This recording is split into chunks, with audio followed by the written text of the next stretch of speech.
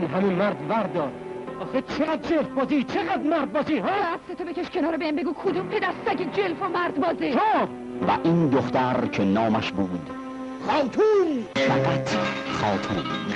من خاتونم. و خاتون زیبا بود. نگام نکن، اینجوری نگام نکن. چرا؟ خاتون به دنبال جفت خیش میگشت تا به همراهش به سوی دیارهای دور پر گشاید. تو داری از چی حرف میزنی؟ دارم از تو حرف میزنم، از اینکه هیچ وقت نشدم کسی رو این همه بخوام. و خاتون چون فرشتگان در میان جمع رقصید.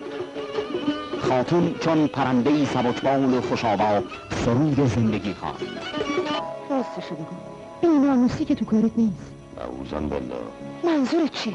نمیخوام که تو عینه های دستمال چرک و تخمالی شده تو شهر وول بخوری و ولگرد و فاحشه از آب در بیاری. خاتون قصه بهترین خاتون‌های دنیاست. تکلیف خودتو روشن کن، یا دست از سر این هرزگی بردار آدم شو یا برگ ماینه بگیر و برو کاسب شو. خاتون فیلم جدید رضا میرلویی است.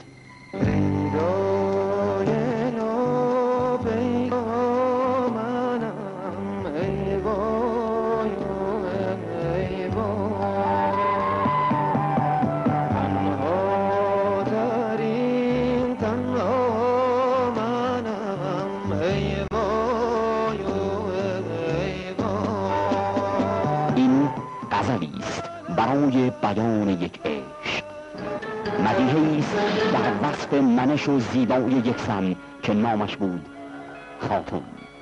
میخوام بگم ما هر دومون اونو دوست داریم، ولی تو باز پاتو بکشی کنار. خاتون حق منه. اون حق خودشه، نه حق من نه حق تو. خب اگه منو میخواستی چرا تو گوشم نمیزدی و دستمو نمیگرفتی و با خودت نمیبردی؟ تو گوشت میزدم و با خودم میبردم. خب آره، میزدی و میبردی.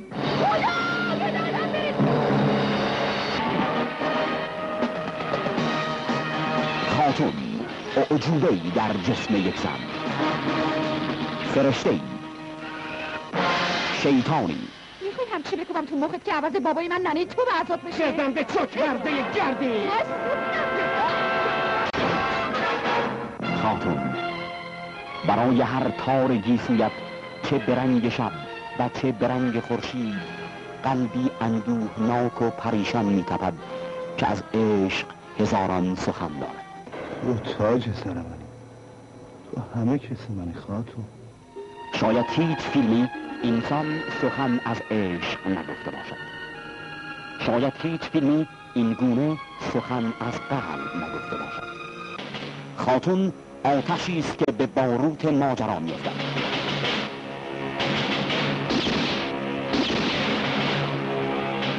خاتون حاله است، حاله که با این نقش هزار رنگ نام خود را به عنوان هنرمندی توانا و با قدرت ثبت می‌کند. و آخه سیاه سوخته جون نمکی.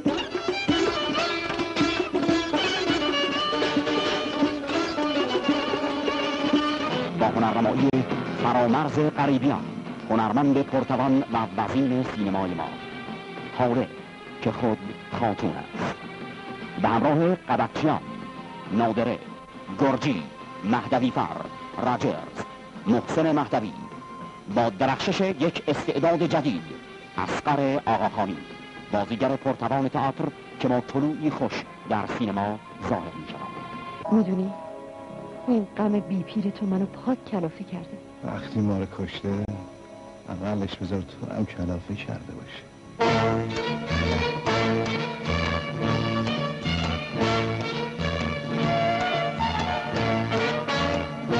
شاید هیچ فیلمی انسان سخن از عشق نگفته باشد. خاتون فیلمی موفق از استودیو مهرگان به کارگردانی رضا میرلویی و با تصاویر زیبای احمد شیرازی، تهیه کننده نعمت رفیعی، پخش از پانوراما.